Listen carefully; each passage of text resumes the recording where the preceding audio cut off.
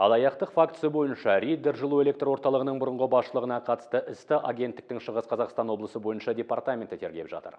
Олар алдау және сенімін теріс пайдалану арқылы бөтені мүлкін жымқырып аса ірі көлемде мемлекетке 4,1 миллиард теңге залал келтірген деген күдікке ілінді. Тергеу барысында жылу электр орталығы жабдықтарының тозуы және жылу энергиясының берудегі бірнеше рет істен шығуына, жөндеу жұмыстарын жүргізуіне арналған қаражаттың жүйелі түрде ұрлануы себеп болғаны анықталды.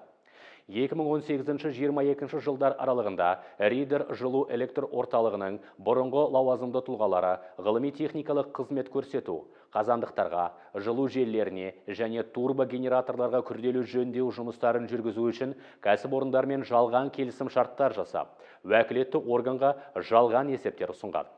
Тергеу барысында қабылданған шаралар Риддер қаласындағы жылу энергиясын өндіру станциясын мемлекет меншігіне беруден келтірілген шығынды өтеуді қамтамасыз етті. Оның құны шамамен 5,5 миллиард теңгені құрайды. Қылмыстық процесстік кодекстің 201 бабының талаптарына сәйкес, сотқа дейінгі тергеп тексерудің өзге де деректері жария етілуге жатпайды.